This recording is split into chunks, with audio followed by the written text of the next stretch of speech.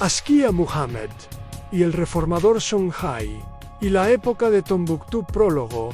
El canciller que quiso convertir un reino en estado. En el oeste africano, donde el Níger articula espacios de vida y comercio. Emergió a finales del siglo XV, una figura que encarnó la transición entre señorío militar y gobierno sistemático. Askia Muhammad también conocido como Askia el Grande, gobernó el imperio Songhai en su apogeo y convirtió a Tombuctú y Gao en centros de administración, comercio y saber islámico. No fue solo un conquistador, fue un reformador que impulsó la islamización oficial, reorganizó la administración, profesionalizó el ejército y patrocinó redes de enseñanza que conectaron el Sahel con el Magreb y el Mediterráneo. Esta crónica sigue su trayectoria, desde la usurpación del trono hasta las campañas de expansión, desde la reforma administrativa hasta la construcción de una legitimidad religiosa, porque Askia enseñó que el poder en África Occidental podía sostenerse tanto por la espada como por la ley y la letra escrita. Y orígenes y contexto en un imperio en movimiento. Songhai no nació del esfuerzo de un día. Era heredero de estructuras políticas y comerciales que, durante siglos, habían articulado el valle del Níger-Angao como centro antiguo y Tombuctú y Yené como nodos mercantiles y culturales. El siglo XV vio el debilitamiento del antiguo imperio de Mali y la emergencia de Songhai como potencia regional, gracias a la capacidad de controlar rutas caravaneras, puntos de embarque fluvial y la producción de recursos estratégicos. En ese entorno, Askia Muhammad, oriundo posiblemente de la nobleza militar Songhai o de familias prominentes, halló la oportunidad de transformar una hegemonía regional en estado con instituciones. Sus primeros años se inscriben en una etapa donde los jefes locales, mercaderes y los ulemas eruditos islámicos constituían redes de poder que podían apoyar o derrocar un proyecto centralizador. Leer sus pasos exige entender esa trama. No era posible gobernar sin pactar con mercaderes que controlaban caravanas y con maestros que certificaban la legitimidad religiosa. Segundo, la usurpación de 1493 a.d., oficial militar a monarca reformador, Askia Muhammad llegó al poder en 1493 mediante un golpe que derrocó a Soni Baru, el heredero de la dinastía Soni, que había dominado Songhai.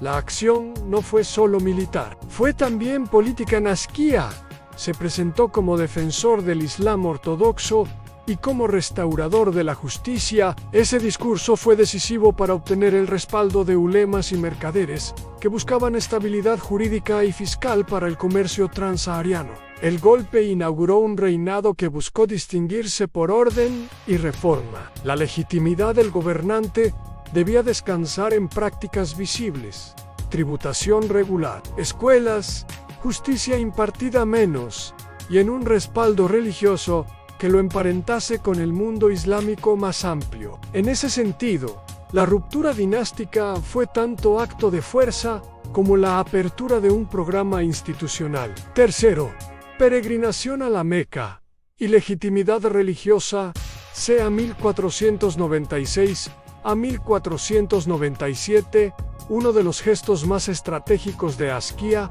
fue su peregrinación a la Meca. El viaje, larga y costosa travesía por caravanas que cruzaban el Sahara, tuvo doble efecto. Por un lado, reforzó su prestigio religioso ante súbditos y aliados. Por otro, estableció vínculos directos con centros de autoridad islámica fuera del Sahel. A su regreso, trajo ulemas, libros y experiencia administrativa que contribuyeron a la institucionalización del Islam en la corte Songhai. La Hajj cumplió también una función diplomática, afianzó la aceptación exterior del soberano y facilitó el intercambio de conocimientos entre Tombuctú y los centros del Magreb. La peregrinación fue acto de fe y de Estado.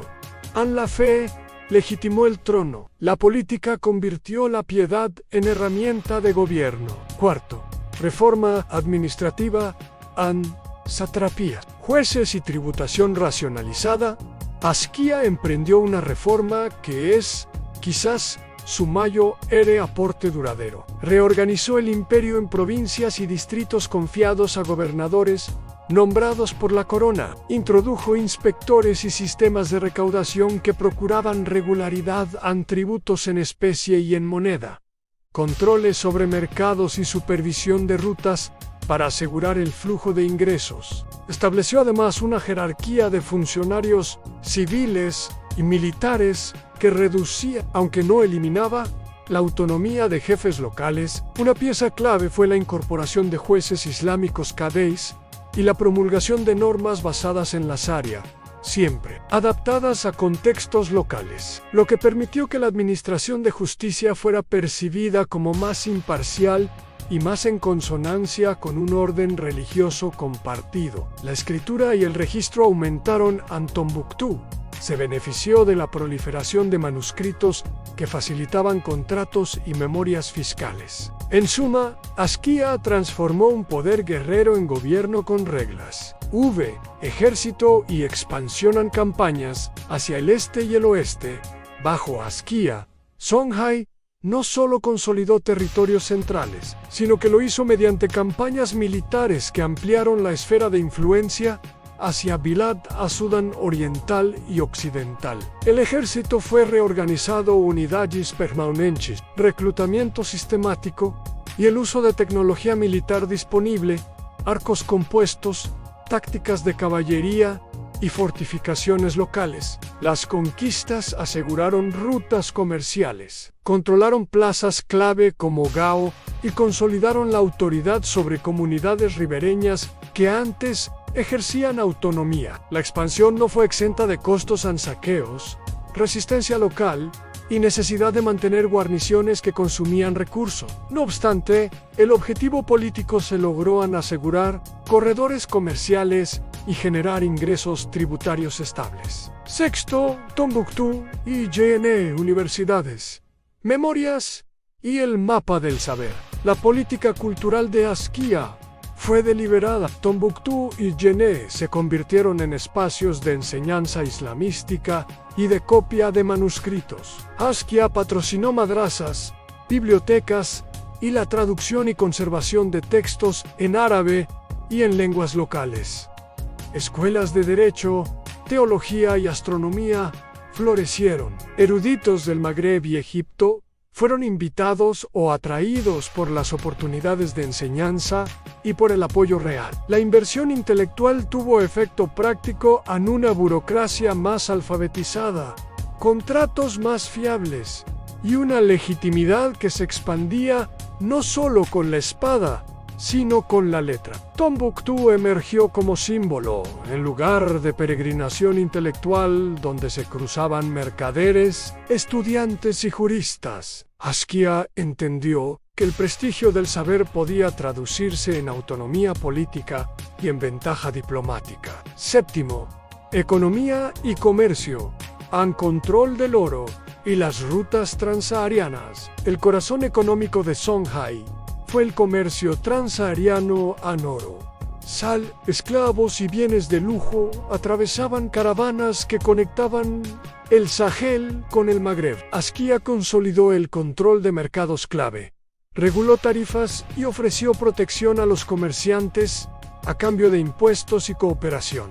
La política económica buscó predecibilidad en rutas seguras, mercados regulados y contratos que los escribas podían certificar. La centralización económica aumentó la capacidad del Estado para financiar obras públicas y mantener ejércitos, pero volvió a Songhai sensible a las variaciones de flujo comercial y a la presión de competidores, reinos vecinos o mercaderes magrebíes que querían acceso a los mismos bienes. Administrar la riqueza implicó, por tanto, balancear extracción y sostenibilidad. Octavo, relación con poderes externos a Magreb, caravanas y el mundo islámico. Asquia vivió en un mundo relacional. Sus embajadas al Magreb el tráfico con las ciudades norteafricanas y las comunicaciones con centros islámicos reforzaron la internacionalidad de Songhai. Comercio y diplomacia se alimentaban mutuamente a la reputación de justicia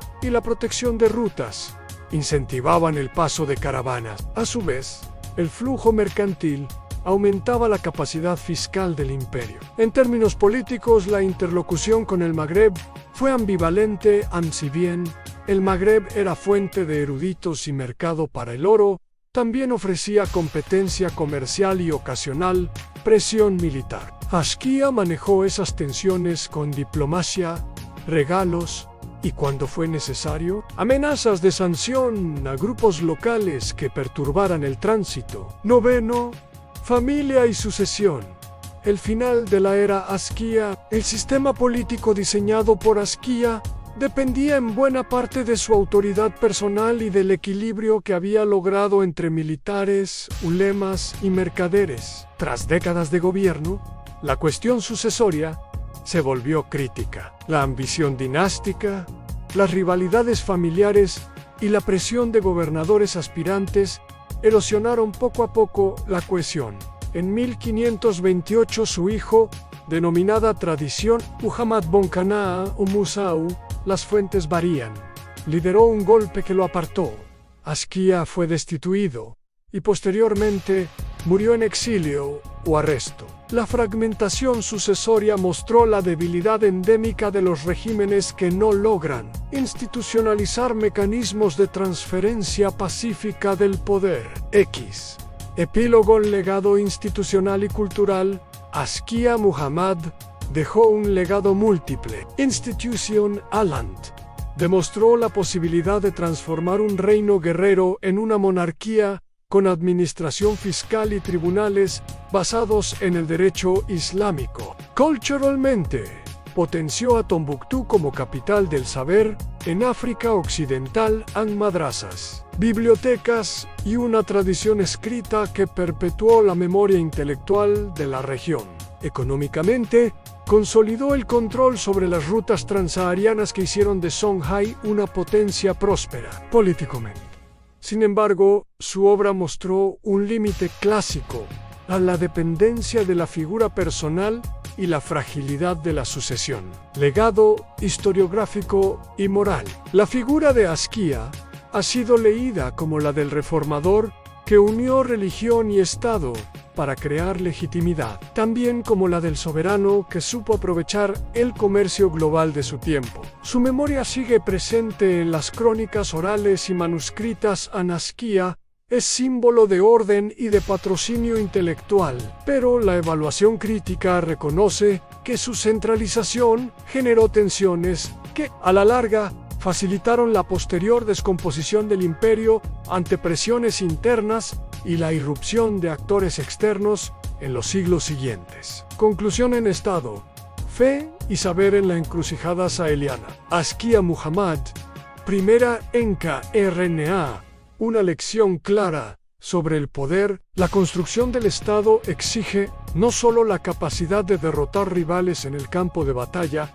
sino también la habilidad de crear instituciones, normas y centros de legitimidad simbólica. Su obra iluminó Tombuctú y dio densidad administrativa a Songhai. Su fracaso en instituir reglas estables de sucesión recuerda, no obstante, la precariedad de las grandes aventuras dinásticas. En el balance final, Askia aparece como el reformador que llevó al Sahel a una época de brillo cultural y orden administrativo. Un soberano que demostró que la letra y la fe pueden ser tan decisivas para gobernar como la lanza, y que legó una temporada de esplendor intelectual cuya resonancia perduró siglos. Así que, si te gustó este contenido, no olvides suscribirte al canal y darle like al video. Tu apoyo es increíblemente valioso.